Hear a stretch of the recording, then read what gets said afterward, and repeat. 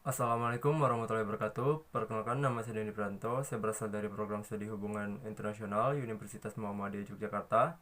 Di sini saya akan menjelaskan tentang bagaimana cara kita dalam meneladani kepribadian dari sosok Kiai Haji Ahmad Dahlan.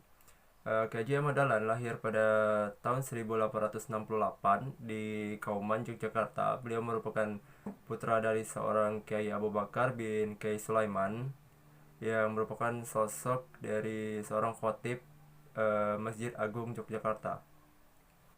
Di usia balita, Kiai Haji Ahmad Dahlan sudah diperkenalkan dengan pendidikan agama. Yang pertama kali menggemblengnya adalah ayahnya sendiri, lalu dilanjut oleh para kiai yang berada di sekitaran Yogyakarta. Seperti pada anak-anak kiai pada umumnya, beliau diperkenalkan dengan berbagai ilmu-ilmu agama serta bahasa Arab. Dengan bekal dan ilmu agama yang beliau pelajari pada saat beliau berada di Yogyakarta, sehingga pada tahun 1888 beliau menunaikan ibadah haji sekaligus menetap tinggal di Mekah guna menuntut ilmu selama 4 tahun. Di Mekah inilah beliau mempelajari dan memperdalam ilmu-ilmu agamanya seperti ilmu qiraat, fikih, tasawuf, ilmu mantik, ilmu falak, akidah, dan tafsir, sehingga pada tahun 1902 beliau kembali ke kampung halamannya. Dengan ilmu yang beliau dapatkan selama masa belajar, rupanya Kiai Haji Ahmad Dahlan ingin berjuang dalam dunia dakwah. Akhirnya beliau memutuskan untuk masuk ke Budi Utomo, Jamiat Khoir, dan Serikat Islam. Dakwah ini dilakukan Kiai Haji Ahmad Dahlan meluas dan mendapat dukungan dari banyak pihak. Ide-ide pembaruannya juga didukung oleh kalangan modernis dan perkotaan. Namun dibalik semua itu, penindasan dari zaman tanam paksa 1830 hingga 1919 Masehi begitu mengetuk nilai-nilai kemanusiaan dalam hatinya.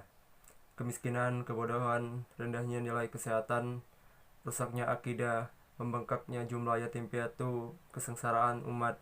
Tantangan zaman yang demikian dijawab oleh Kiai Haji Ahmad Dahlan dengan gerakan reformasi, sistem dakwah agama dan pendidikan serta sosial, membangun sekolah yatim piatu dan menolong kesengsaraan umat. Maka setelah mendapat masukan dan dukungan dari berbagai pihak, pada 18 November 1912 Kiai Haji Ahmad Dahlan mendirikan gerakan Muhammadiyah. Pada 20 Desember 1912, Kiai Haji Ahmad Dahlan mengajukan Rich Person surat permohonan kepada pemerintah agar organisasi Muhammadiyah diakui sebagai organisasi yang berbadan hukum yang diakui oleh pemerintah. Hingga permohonan itu pun akhirnya disetujui oleh pemerintah pada tanggal 22 Agustus tahun 1914, di mana izin tersebut hanya berlaku untuk daerah Yogyakarta saja. Adapun misi dakwah pertama yang diusung oleh organisasi Muhammadiyah adalah kembali ke Al-Quran dan Sunnah Nabi Shallallahu Alaihi Wasallam, karena Kiai Haji Ahmad Dahlan melihat bahwa umat Islam telah jauh melenceng dari apa yang diajarkan oleh Nabi Muhammad Shallallahu Alaihi Wasallam.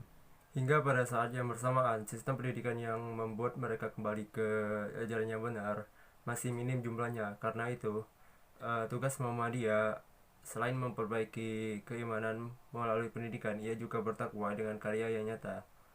Muhammadiyah didirikan sebagai jawaban terhadap keruntuhan nilai-nilai kemanusiaan dampak penindasan tanah paksa pada tahun 1245 hingga 1337 Hijriah atau 1830 hingga 1919 Masehi, melahirkan kemiskinan, kebodohan, rendahnya nilai kesehatan, rusaknya akidah, membengkaknya jumlah yatim piatu, serta kesengsaraan umat. Tantangan zaman yang demikian pula dijawab oleh Kiai Haji Ahmad Dahlan dengan gerakan reformasi sistem dakwah agama dan pendidikan serta sosial, membangun sekolah, panti yatim piatu, dan penolong kesengsaraan umat manusia. Nyai Ahmad Dahlan dengan Aisyah dibangkitkannya kesadaran seluruh umat Islam untuk berfastabikul khairat atau berlomba-lomba dalam kebaikan. Maka dari itu, dengan hadirnya Muhammadiyah di tengah masyarakat diharapkan dapat mengentaskan kemiskinan, mencerdaskan umat, menjamin kesehatan masyarakat, membenarkan akidah dan memurnikannya, mengayomi dan memberikan kebutuhan para yatim piatu dan mensejahterakan seluruh umat manusia yang ada di Republik Indonesia tercinta ini. Dari refleksi perjuangan K. Ahmad Dahlan ini, kita sebagai warga dan kader muda Muhammadiyah harus sadar dan banyak introspeksi diri, karena masih begitu banyak kekurangan dalam diri Muhammadiyah yang harus kita benahi. Bukan berarti jelek dan tidak baik, namun lebih kepada tantangan kita sebagai kader penerus persyarikatan. Apa peran kita dalam memperjuangkan Muhammadiyah? Apa yang telah kita berikan untuk kehidupan Muhammadiyah? Sosok Kiai Haji Ahmad Dahlan sangatlah cocok dijadikan sebagai turi toladan, diantaranya dalam perkembangan organisasi Islam Muhammadiyah yang selalu mendahulukan kepentingan umat daripada kepentingan dirinya sendiri. Beliau tidak menjadikan Muhammadiyah dan amal usahanya dengan landasan awal sebagai konsep yang secara bahasa konsep itu berkonsekuensi logis. Efek dari perbuatannya diharapkan kembali bisa menguntungkan atau merugikan diri si pelakunya. Layak kalau pesan Kiai Haji Ahmad Dahlan terungkap, hidupilah Muhammadiyah, jangan mencari hidup di Muhammadiyah. Sesuai konteks pendalaman beliau terhadap ruh gerakan organisasi ini dan konteks masyarakat atau umat yang dinamis dihadapinya. Mungkin itu saja yang bisa saya jelaskan. Jika masih ada kurang atau kesalahan, saya mohon maaf. Wassalamualaikum warahmatullahi wabarakatuh. Terima kasih.